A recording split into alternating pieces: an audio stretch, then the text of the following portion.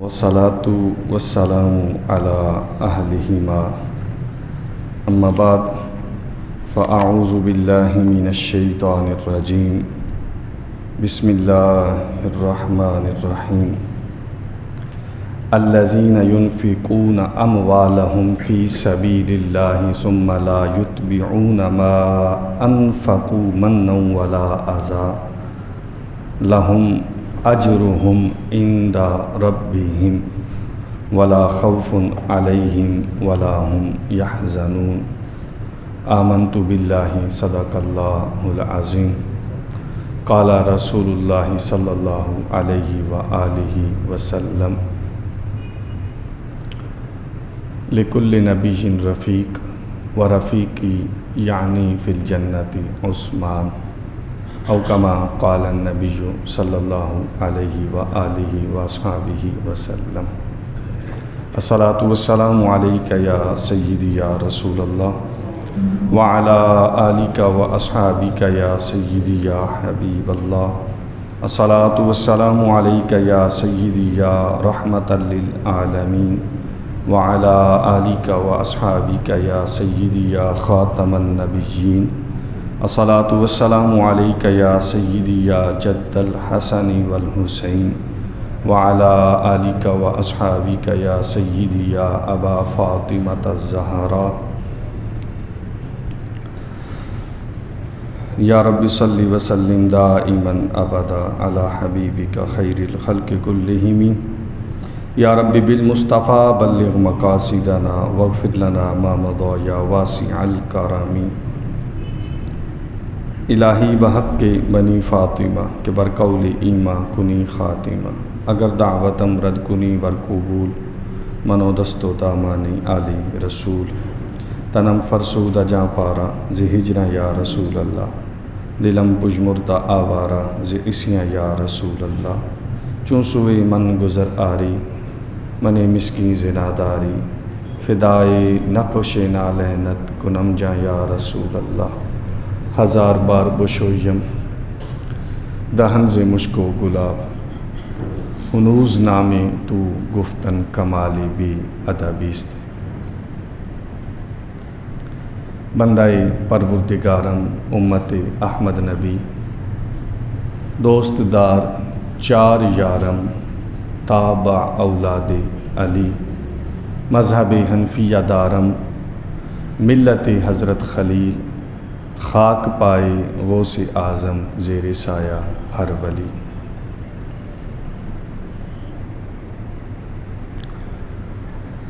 حمد و ثنا کے بعد واجب الاحترام معزز مکرم محتشم میرے بزرگوں دوستوں بھائیوں بچوں السلام علیکم ورحمۃ اللہ وبرکاتہ۔ رب کریم کے فضل و کرم اور اس کی توفیق رفیق سے کریم آقا و مولا صلی اللہ علیہ وآلہ وسلم کے لطف و احسان اور رحمت خاص سے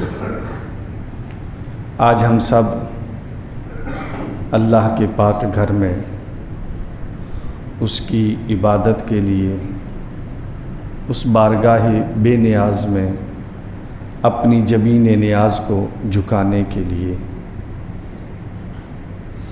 اس کے محبوبوں کا ذکر خیر کرنے کے لیے اور اس جواد کریم اور سخی سے مانگنے کے لیے حاضر ہیں۔ دعا ہے کہ رب کریم اپنے حبیب کریم کے صدقے ہم سب کی جملہ عبادات کو، ذکر و اذکار کو اور دعاؤں کو شرف قبولیت عطا فرمائے۔ ماہ ذی الحج کے آخری ایام، آخری عشرہ آغاز ہو چکا ہے۔ 18 ذی الحج 35 ہجری میرے کریم آقا و مولا صلی اللہ علیہ وآلہ وسلم کے بہت ہی پیارے صحابی آپ کے دوہرے داماد اولین جانثاروں میں سے ایک، یکے از خلفائے راشدین، یکے از عشرہ مبشرہ، امیر المؤمنین خلیفہ ثالث حضرت سیدنا عثمان بن عفان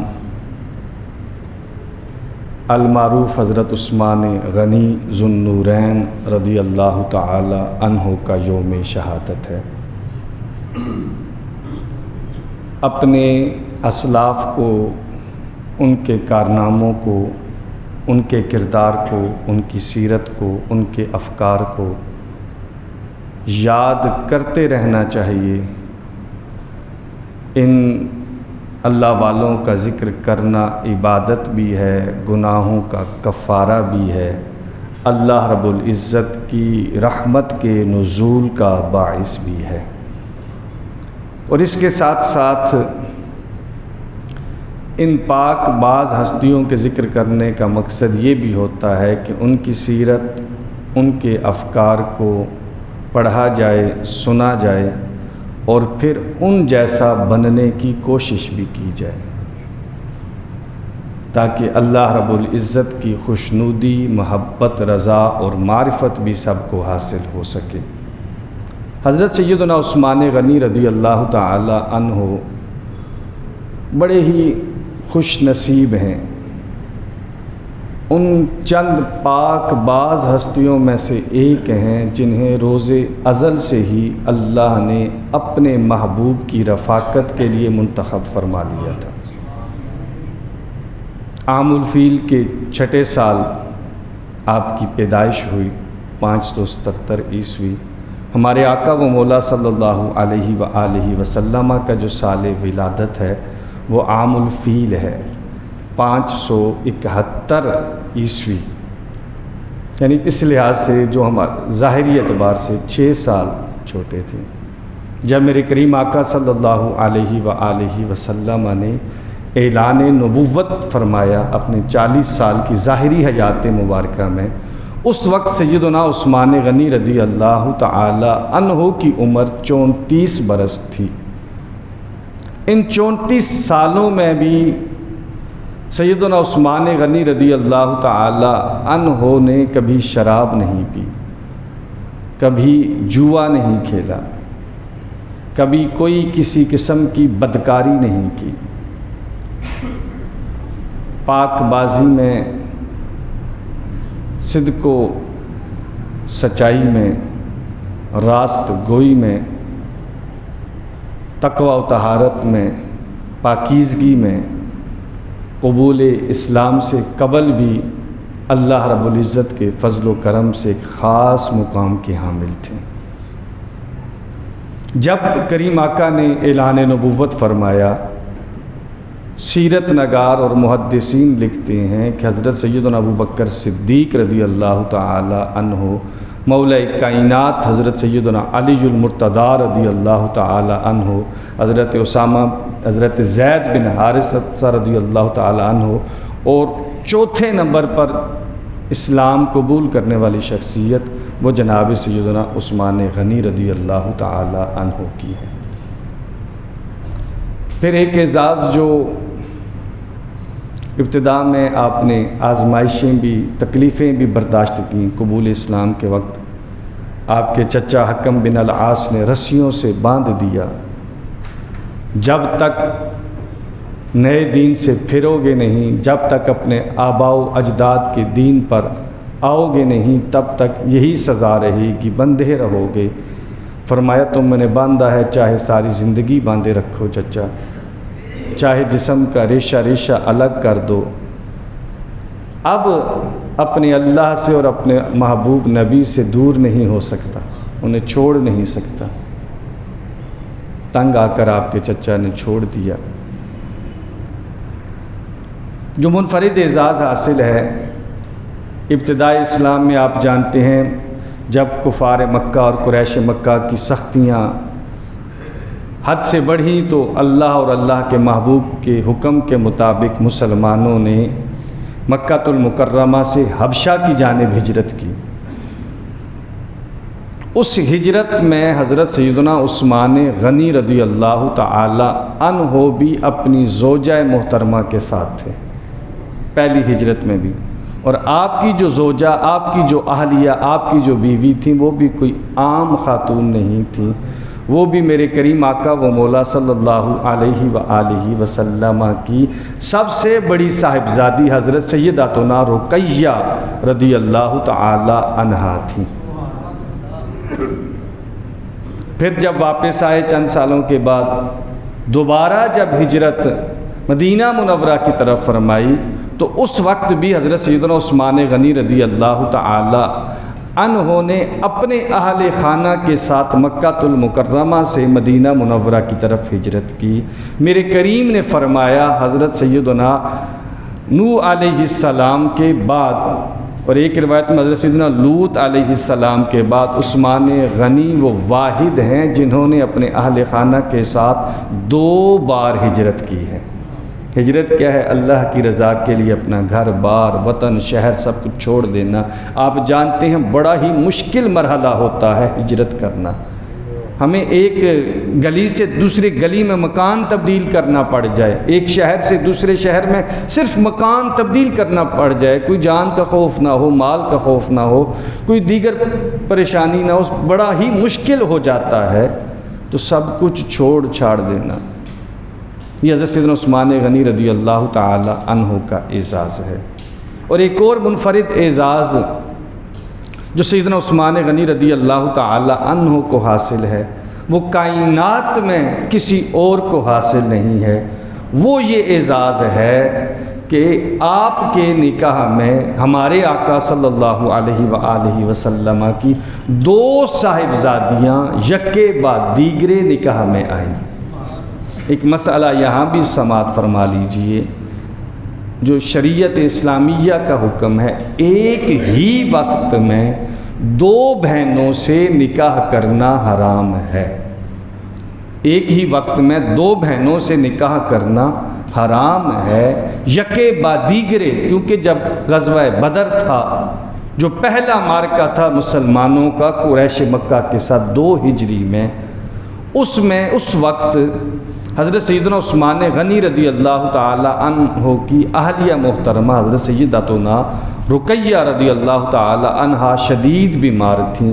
میرے کریم آقا صلی اللہ علیہ وآلہ وسلم نے حکماً ارشاد فرمایا تھا سیدنا عثمان غنی سے کہ تم مدینہ میں ہی رہو اور اپنی اہلیہ یعنی رقیہ کی تیمارداری کرو۔ حضرت عثمان غنی سیدتنا رقیہ کی تیمارداری کے لیے مدینہ منورہ میں موجود رہے، بدر میں نہیں جا سکے تھے۔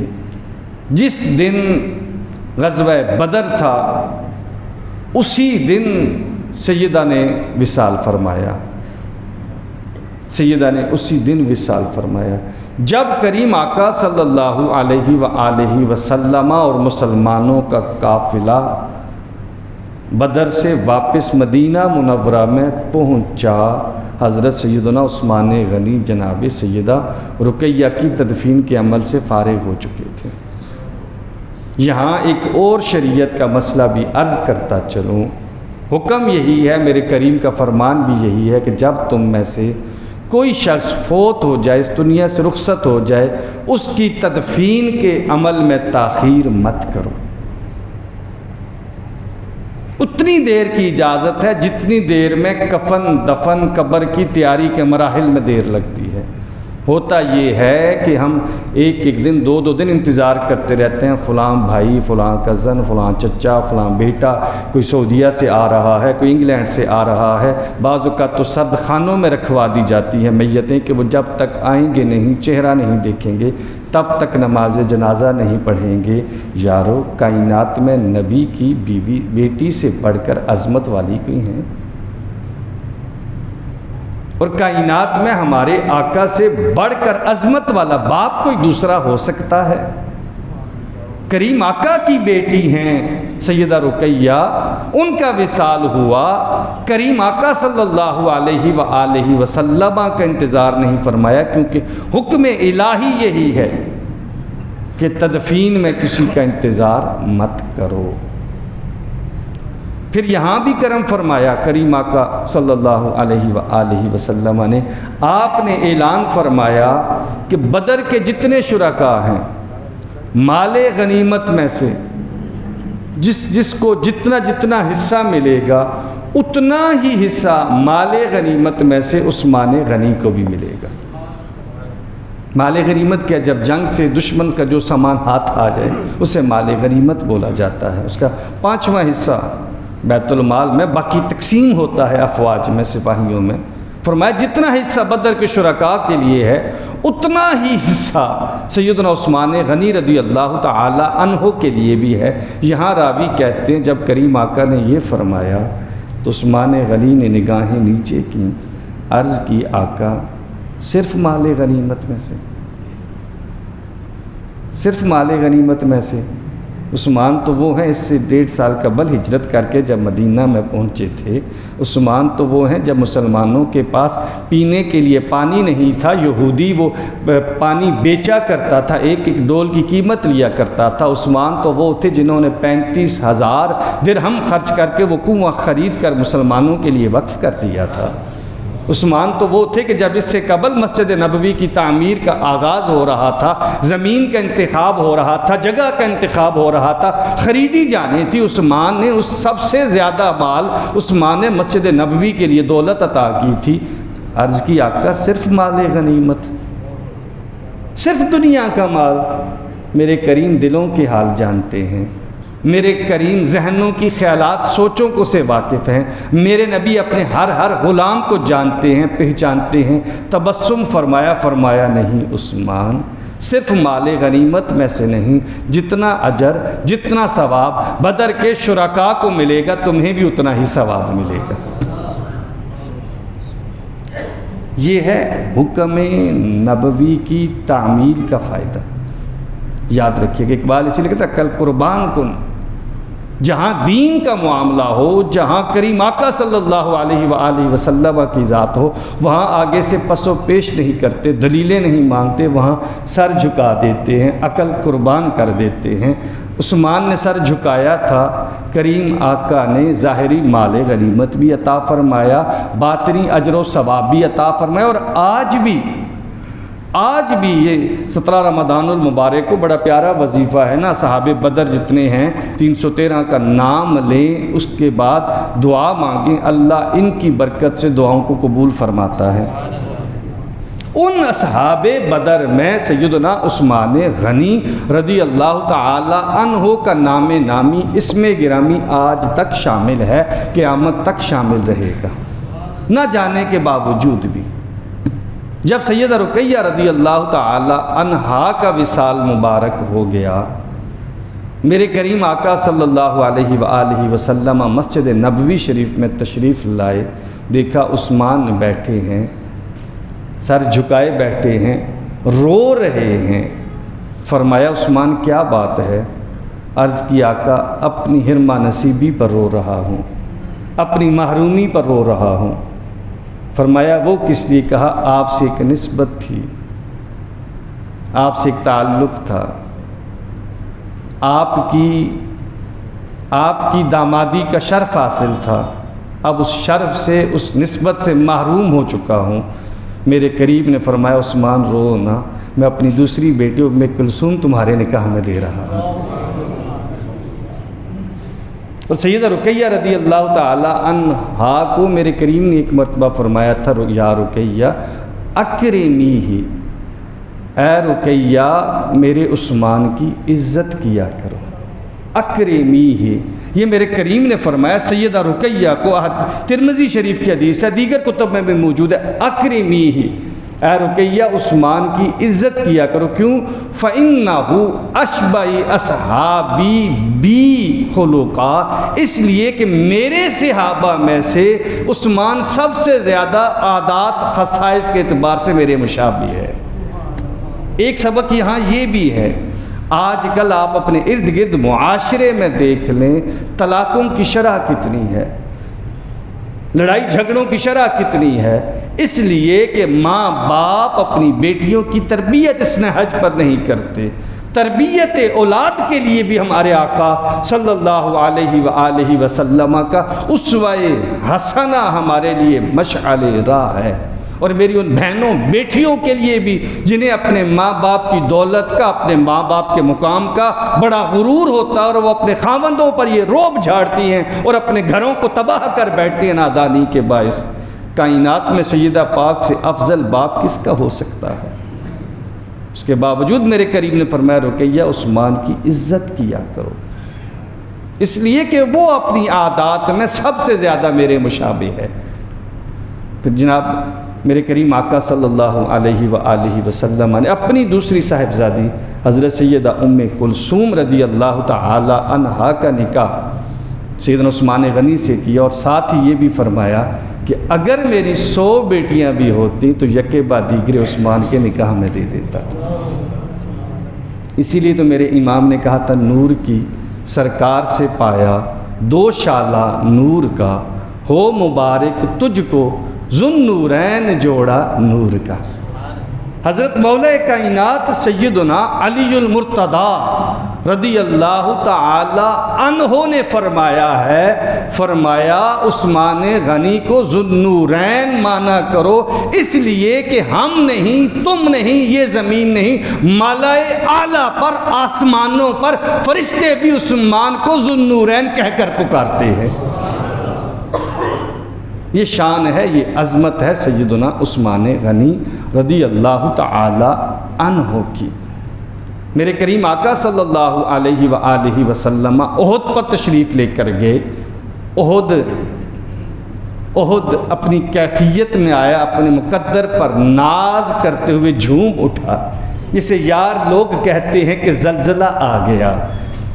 احد جھوم اٹھا اپنی قسمت پر ناز کرتے ہوئے، اپنے مقدر پر ناز کرتے ہوئے، تو میرے کریم نے فرمایا اسکت یا احد، اے احد رک جا، ساکن ہو جا، ساکت ہو جا کے الفاظ بھی ہیں۔ کیوں؟ فَإِنَّ عَلَيْكَ نَبِيٌّ، تجھ پر ایک نبی موجود ہے، وَصِدِّيقٌ، ایک صدیق موجود ہے، وَشَہِیدان، اور 2 شہید تجھ پر موجود ہیں۔ یار لوگ کہتے ہیں نبی کو علم غیب نہیں ہے، یار لوگ کہتے ہیں نبی کو دیوار کے پیچھے کا علم نہیں ہے۔ میرے کریم تو اپنی ظاہری حیات مبارکہ میں احد پر اعلان فرما رہے ہیں نبی بھی موجود ہے، صدیق بھی موجود ہے، 2 شہید بھی موجود ہیں۔ یہی وجہ ہے، ایک اور روایت میں آتا ہے، حضرت مرہ بن کعب رضی اللہ تعالی عنہ اس کے راوی ہیں، آپ فرماتے ہیں میں کریم آقا صلی اللہ علیہ وآلہ وسلم کے پاس حاضر تھا، ایک شخص گزرا وہاں سے، سر کو، چہرے کو اس نے کپڑے سے ڈھانپا ہوا تھا۔ میرے کریم آقا نے فرمایا یہ وہ شخص ایسا جنتی شہید جا رہا ہے جس کو لوگ ناحق قتل کریں گے۔ کہتے ہیں میں نے کریم آقا کا فرمان سنا، دوڑ کر گیا، دیکھا تو وہ عثمان غنی تھے۔ خود عثمان غنی رضی اللہ تعالی عنہ روایت کرتے ہیں، فرماتے ہیں کہ میرے کریم نے مجھے فرمایا عثمان اللہ تجھے ایک قمیض پہنائے گا۔ اس سے مراد قمیض خلافت ہے، یعنی اللہ تجھ میں خلافت عطا فرمائے گا۔ لوگ تم سے مطالبہ کریں گے اس قمیض کو اتارنے کا، تم نے اللہ کے حکم کی تعمیل کرنی ہے، اس قمیض کو نہیں اتارنا۔ حضرت عثمان غنی رضی اللہ تعالی عنہ کو تو آپ کی حیات مبارکہ میں ہی شہادت کا فرمان میرے کریم آقا نے بتلا دیا تھا۔ پھر جو 11 سالہ میرے کریم آقا صلی اللہ علیہ وآلہ وسلم کا مدنی دور ہے، جب اسلام کو ضرورت پڑی عثمان غنی نے اپنا سب کچھ راہ خدا میں وقف کیا، حتیٰ کہ جو غزوہ جیش العسرہ ہے، جیش العسرہ پریشانی والا، تنگی والا لشکر تھا جسے غزوہ تبوک کے نام سے جانا جاتا ہے، میرے کریم نے اعلان فرمایا تھا مدد کرو۔ حضرت عثمان غنی آئے، پہلی دفعہ جب میرے کریم فرمایا کون ہے جو جنت لے گا؟ آقا عثمان 100 اونٹ بما سامان پیش کرتا ہے۔ پھر دوسری مرتبہ جب میرے کریم نے فرمایا آقا عثمان 200 اونٹ بما سامان کے دیتا ہے۔ تیسری مرتبہ میرے کریم نے فرمایا تو عرض کی آقا عثمان 300 اونٹ بما ساز و سامان کے دیتا ہے۔ اب یہ 3 اعلان تھے، اب بظاہر تو اگر دیکھیں تو پہلے 100 کا تھا، پھر 200 کا تھا، پھر 300 کا تھا، بڑھاتے گئے نا تعداد، لیکن جب دینے کی باری آئی تو عثمان غنی نے 100 اونٹ نہیں، 200 اونٹ نہیں، 300 اونٹ نہیں، 900 اونٹ اللہ کے حبیب کی بارگاہ میں پیش کیے۔ جب کریم آقا صلی اللہ علیہ وآلہ وسلم کو وہ سارا ساز و سامان پہنچا، راوی کہتے ہیں میرے کریم اس غلے کو اپنے دست مبارک میں دونوں ہاتھوں میں لے کر ایسے خوشی کی عالم میں جب کسی چیز کو ایک ہاتھ سے دوسرے ہاتھ کی طرف پھینکتے ہیں نا بغیر تشبیہ کے، میں کیا، میری اوقات کیا، ہم تو ان جیسا اشارہ بھی کرنے پر قادر نہیں، میرے کریم اپنے دونوں دست مبارک میں وہ غلہ اور وہ اشیاء لے کر محبت کے ساتھ پھینک کر اور فرما رہے ما در عثمان ما عمل بعد اليوم، آج کے بعد عثمان کوئی اور نیکی نہ بھی کرے سے کوئی نقصان نہیں ہوگا۔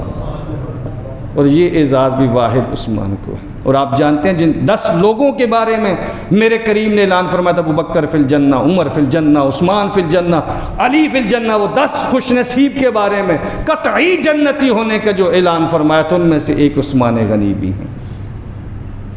جب آپ خلیفہ بنے، فتنوں کا دور تھا، 12 سال آپ مسلمانوں کے امیر رہے، امیر المؤمنین، 24 ہجری محرم الحرام سے لے کر 35 ہجری 18 ذی الحج تک، جب آپ کو شہید کرنے کے لیے بلوائیوں نے، خارجیوں نے آپ کے گھر مبارک کا محاصرہ کیا، حضرت مولا کائنات سیدنا علی المرتضیٰ رضی اللہ تعالیٰ عنہ، حضرت طلحہ، حضرت زبیر اور دیگر بڑے بڑے جلیل القدر صحابہ آپ کے پاس گئے۔ امیر المؤمنین یہ چند 100 بدبخت ہیں، یہ تو وہ ہیں جو ہماری تلواروں سے ڈرتے ہیں، جو ہمارے خوف سے جو اسلام میں آئے تھے، جو اعلان کر نام لیتے تھے اسلام کا، آپ حکم دیں چند لمحوں میں نے بھگا دیں۔ فرمایا نہیں، میں نہیں چاہتا میری وجہ سے میرے کریم کے اس پاکیزہ شہر میں خون کا ایک قطرہ بھی گرے، کو خون ریزی بھی ہو جائے، نہیں، بالکل بھی نہیں۔ پھر اس کے بعد مستند تذکروں میں موجود ہے، آپ کے جتنے غلام تھے وہ آئے، کیونکہ ان ظالموں نے تو گھر کا پانی بھی بند کر دیا تھا۔ عثمان غنی رضی اللہ تعالی عنہ کے گھر کا محاصرہ 40 دن تک کیا گیا، 40 دن تک محاصرہ کیا گیا، ایک دن نہیں، 2 دن نہیں، 40 دن تک آپ کے گھر کا محاصرہ کیا گیا۔ آپ ایک دفعہ بائے تشریف لے کر کے فرمایا تمہیں علی ہیں؟ کہا نہیں۔ طلحہ ہیں؟ کہا نہیں۔ کہا زبیر ہیں؟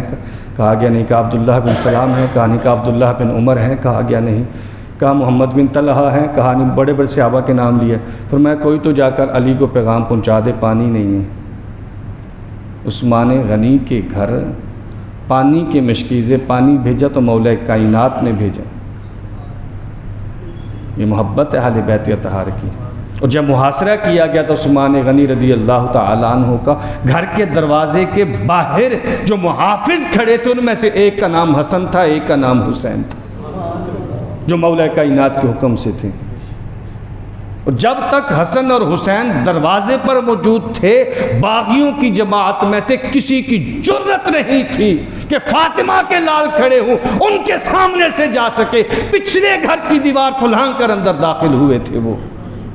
یہی وجہ ہے کہ جب حضرت عثمان غنی کے شہید ہونے کی اطلاع پہنچی تو مولا کائنات تشریف لائے نا، جب وہاں میں پوری ذمہ داری سے عرض کر رہا ہوں، آپ نے حضرت سیدنا امام حسن مجتبی رضی اللہ تعالی عنہ کے چہرہ مبارک پر تمانچہ مارا، اپنے بیٹے کے منہ پر۔ امام حسین رضی اللہ تعالی عنہ کے سینے پر گھونسا مارا کہ تم دونوں کے ہوتے ہوئے یہ کیسے ہو گیا۔ انہوں نے عرض کی ابا جان یہاں سے ہم نے کسی کو نہیں جانے دی، ہمیں پتہ ہی نہیں چلا، پیچھے سے دیوار پھلانگ دی۔ جب ان حضرت سیدنا عبداللہ بن سلام رضی اللہ تعالی عنہ بڑے پیارے صحابی ہیں، آپ کے قبول اسلام کا واقعہ بھی بڑا پیارا ہے، آپ نے چہرہ مصطفیٰ کو دیکھ کر کلمہ پڑھ لیا تھا۔ آپ روایت کرتے ہیں، فرماتے ہیں جس دن آپ کو شہید کیا گیا جمعہ کا دن تھا، 18 ذی الحج 35 ہجری۔ کہتے ہیں میں گیا عثمان غنی رضی اللہ تعالیٰ عنہ کے پاس، میں نے عرض کی امیر المؤمنین آپ ہمیں اجازت کیوں نہیں دیتے، آپ ہمیں اجازت کیوں نہیں دیتے، ہم ان بلوائیوں کو، ان باغیوں کو مار بھگائیں، ان کا نام و نشان مٹ جائے۔ فرمانے لگے تم سے پہلے میرے غلام بھی آئے تھے، میں نے انہیں بتایا تھا کہ میں اس بات کو پسند کرتا ہوں کہ خون بہنے سے پہلے قتل و غارت گری ہونے سے پہلے میں شہید ہو جاؤں، بنسبت اس کے قتل و غارت گری کے بعد میں شہید ہوں۔ کیونکہ وہ جانتے تھے، کریم آقا نے فرما دیا تھا۔ فرماتے ہیں عبداللہ تمہیں ایک بات بتاؤں، ترمذی شریف میں یہ روایت موجود ہے، صحیح حدیث ہے۔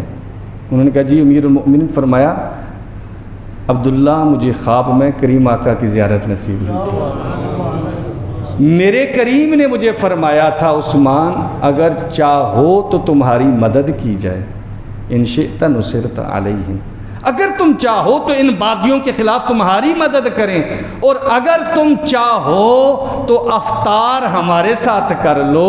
عبداللہ بن سلام، میں نے کریم آقا کے اس فرمان کو انتخاب فرما لیا ہے، میں افطار اپنے آقا کے ساتھ کروں گا۔ عبداللہ بن سلام کہتے ہیں میں اس افطار سے وقت افطار نہیں سمجھ پایا تھا، میں وہاں سے واپس آ گیا، میں نے نماز جمعہ ادا کی، شام سے قبل مجھے اطلاع مل گئی کہ باغیوں نے عثمان غنی کو شہید کر دیا ہے۔